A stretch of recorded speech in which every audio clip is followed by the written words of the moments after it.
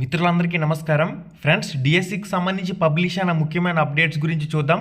25న DSC తుదికి విడుదల అంటూ మనకి దిశ న్యూస్ పేపర్లో మనకి ఈ ఆర్టికల్ అయితే రావడం జరిగింది. మెగా డిఎస్సి తుదికిని ఈ నెల 25న విడుదల చేయనున్నట్లు విద్యాశాఖ అధికారులు తెలిపారు. మెగా డిఎస్సిలో భాగంగా 16,347 ఉపాధ్యాయ పోస్టుల భర్తీకి సంబంధించి జూన్ 6వ తారీఖు నుంచి జూలై 2వ తారీఖు వరకు పరీక్షలు పూర్తయిన విషయం కూడా తెలిసిందే. దీనికి సంబంధించిన కీలు రెస్పాన్స్ షీట్లు కూడా వెబ్సైట్లో ఉంచి జూలై 12వ తారీఖు వరకు కీ అబ్జెక్షన్లు కూడా పూర్తి చేశారు. ప్రభుత్వం మెగా డిఎస్సిపై మరొక కీలక ప్రకటన చేసింది. ప్రాథమిక కీపై వచ్చిన అభ్యంతరాలు పరిష్కరించాక సబ్జెక్టుల వారీగా ఫైనల్ కీని విడుదల చేస్తామని విద్యాశాఖ అధికారులు తెలిపారు. ఈ నెల జూలై 25న ఫైనల్ కీని విడుదల చేయడానికి నిర్ణయించారు. ఈ క్రమంలో ఆగస్టు 25వ తేదీ నాటికి ఎంపిక ప్రక్రియ సర్టిఫికెట్ల వెరిఫికేషన్ పూర్తి చేయడానికి ఏర్పాట్లు చేస్తుంది. అయితే అభ్యర్థులను 1:1 నిష్పత్తిలో ఎంపిక చేస్తారు. అందుబాటులో ఉన్న ప్రతి పోస్టుకి ఎంపికైన అభ్యర్థులు విద్యార్హతలు, నేటివిటీ అంటే జననం, పుట్టిన తేదీకి సంబంధించి ఎస్ఎస్సి మార్క్స్ మెమోలో ఉంటుంది కాబట్టి నేటివిటీకి సంబంధించి రిజర్వేషన్లు, ఇతర అర్హతలు తదితర సర్టిఫికెట్లతో డాక్యుమెంట్ వెరిఫికేషన్కు హాజరు కావాల్సి ఉంటుంది. డాక్యుమెంట్ వెరిఫికేషన్లో అవసరమైన పత్రాలు సమర్పించకపోతే మెరిట్ జాబితాలో తదుపరి అర్హత కలిగిన వ్యక్తికి అవకాశం ఇవ్వబడుతుంది. ఆగస్టు 25 నాటికి ఈ ప్రక్రియ పూర్తి చేయాలని ప్రభుత్వం భావిస్తున్నట్లు అధికారులు తెలిపారు. ఇది గైస్ దీనికి సంబంధించిన పబ్లిషన్ అప్డేట్. ఆల్రెడీ డిఎస్సికి సంబంధించి అప్లై చేసేటప్పుడు ఒకే అభ్యర్థి అనేక రకాల పోస్టులకి అర్హత ఉన్నప్పుడు పోస్ట్ ప్రిఫరెన్స్ ఆర్డర్ అనేది ఇచ్చుకున్నారు. ఆర్డర్ ప్రకారం ఫస్ట్ ఇచ్చింది చూస్తారు, అక్కడ జాబ్ రాకపోతే సెకండ్ ప్రిఫరెన్స్కి వస్తారు, అక్కడ మార్కులు చూస్తారు, అక్కడ జాబ్ వస్తే అక్కడ వస్తుంది. ఈ విధంగా పోస్ట్ ప్రిఫరెన్స్ ప్రకారం ప్రతి అభ్యర్థి ఒక పోస్ట్కి మాత్రమే సెలెక్ట్ కావడం జరుగుతుంది. అందువల్ల 16,347 పోస్టులకు సంబంధించి ఒక సెలక్షన్ లిస్ట్ ఇచ్చిన తర్వాత సర్టిఫికెట్ల వెరిఫికేషన్లో అన్ని డాక్యుమెంట్స్ చూపించకపోతే ఆ మెరిట్ క్యాండిడేట్ నెక్స్ట్ ఎవరైతే ఉంటారో వాళ్ళని ఎంపిక చేస్తారంటూ కూడా ఒక పాయింట్లో మెన్షన్ చేశారు. సెలక్షన్ ప్రాసెస్కి సంబంధించి అదేవిధంగా సర్టిఫికెట్లకు సంబంధించి ఆల్రెడీ మన ఛానల్లో ఒక వీడియో ఉంది. సర్టిఫికెట్లకు సంబంధించి మీరు క్లారిటీగా చూసుకోవచ్చు. బీసీ అభ్యర్థులకి నాన్ క్రిమిలేరియర్ సర్టిఫికెట్ అవసరం లేదు. మనకి స్టేట్ గవర్నమెంటే కనుక ఏదైతే నార్మల్ క్యాస్ట్ సర్టిఫికెట్ ఉంటుందో అది సరిపోతుంది.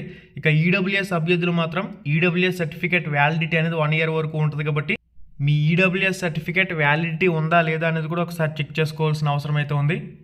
SSC marks memo, inter marks memo, డిగ్రీకి సంబంధించిన మార్క్స్ మెమో, డిఎడ్ బిఎడ్ సర్టిఫికెట్లు అంటే ప్రొవిజనల్ సర్టిఫికెట్లు కోర్స్ చేసినట్లు వస్తాయి కదా. కొత్తగా డిఎడ్ బిఎడ్ చేసిన వాళ్ళకైతే ఓడీలు ఇంకా రాకపోయినా పర్లేదు, ప్రొవిజనల్ సర్టిఫికెట్లు అనేవి మీరు కోర్స్ చేశారా లేదా అనేది తెలియజేస్తాయి కాబట్టి నో ప్రాబ్లం.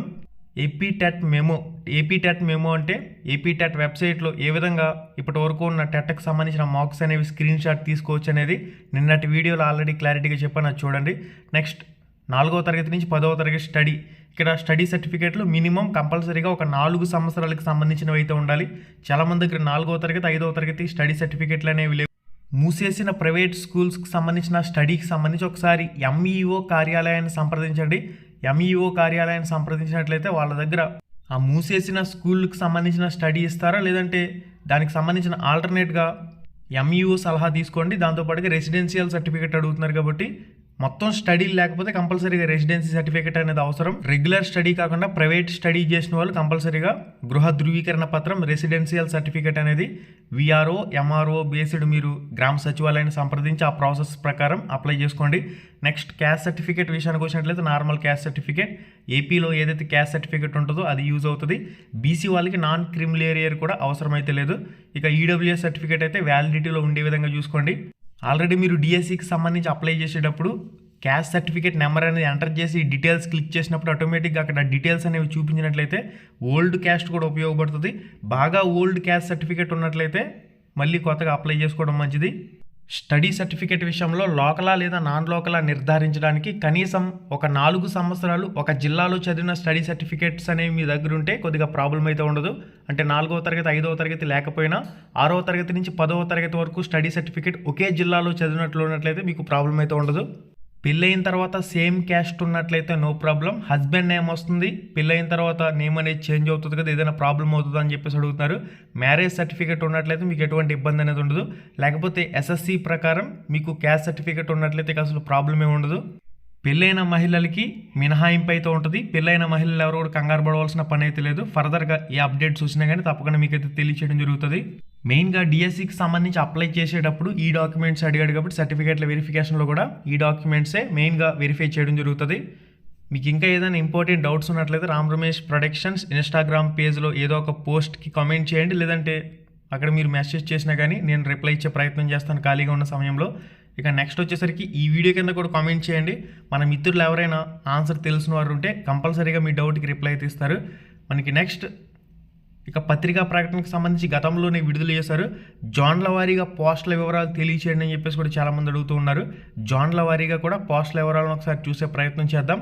ఇవి వచ్చేసరికి గవర్నమెంట్, జడ్పీ, ఎంపీపీ, ఎంపీఎల్ స్కూల్స్కి సంబంధించి మొత్తం 13 జిల్లాలకు సంబంధించిన అన్ని సబ్జెక్టులకు సంబంధించిన పోస్టుల వివరాలు 13,192.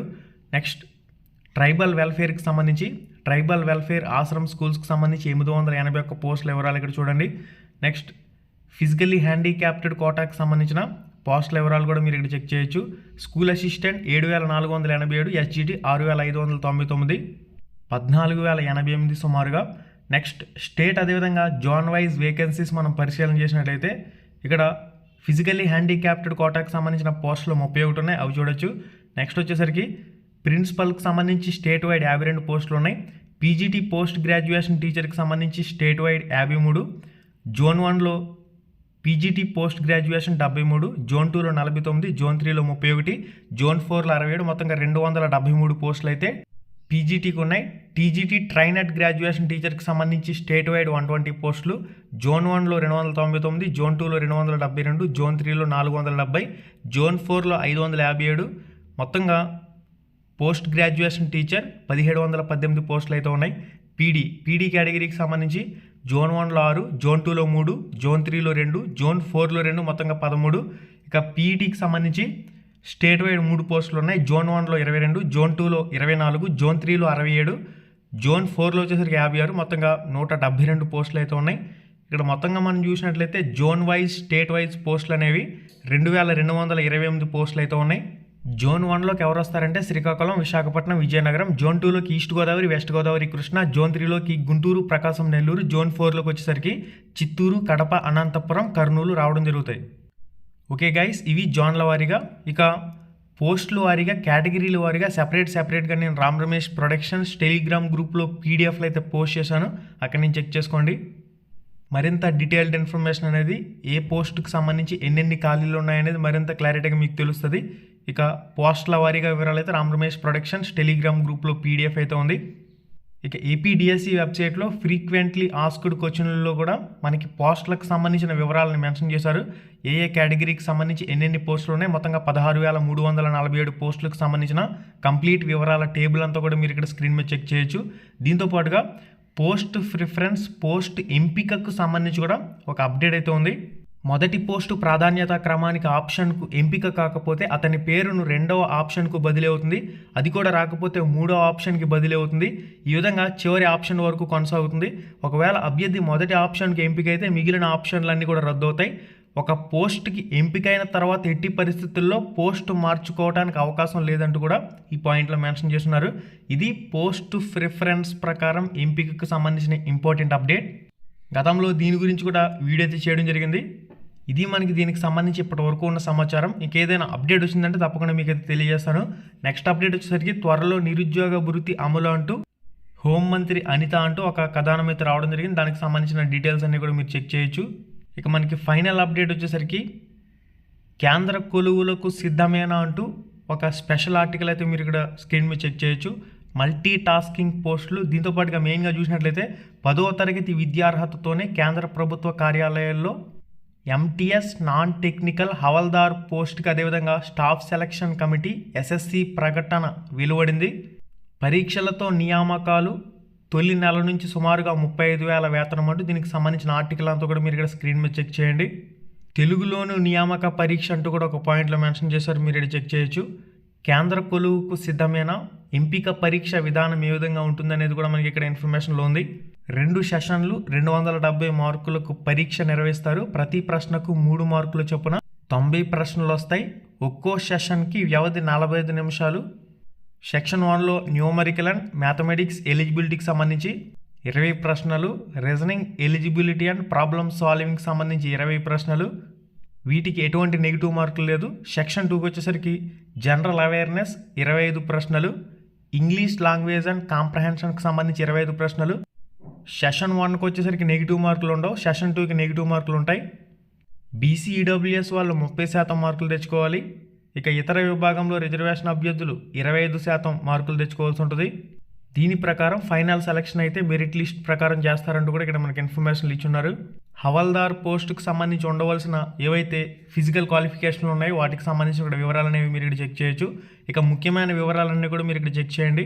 సిలబస్ అంశాల ప్రకారం ముందుగా 8వ తరగతి, 9వ తరగతి, 10వ తరగతి మ్యాథ్స్, ఇంగ్లీష్, సోషల్ పుస్తకాలు బాగా చదవాలి. ఇవి కూడా మీకు ఇక్కడ సెంట్రల్ గవర్నమెంట్ పరీక్షలకు ఉపయోగపడతాయి అంటూ కూడా మనకు ఒక పాయింట్లో ఉంది. ఇక దరఖాస్తులకు సంబంధించిన ప్రాసెస్, ప్రక్రియ, వెబ్సైట్ల వివరాలు ఇవన్నీ కూడా ఇక్కడ మీకు స్క్రీన్ మీద కనిపిస్తున్నాయి. ఇవన్నీ చెక్ చేసుకోండి. ఓకే గైస్, మరింత అప్డేట్ ఇన్ఫర్మేషన్ ఎప్పటికప్పుడు మీకు మన ఛానల్ ద్వారా అందుతూనే ఉంటుంది. మళ్ళీ వీడియోలో మళ్ళీ కలుసుకుందాం. శుభం, ధన్యవాదాలు.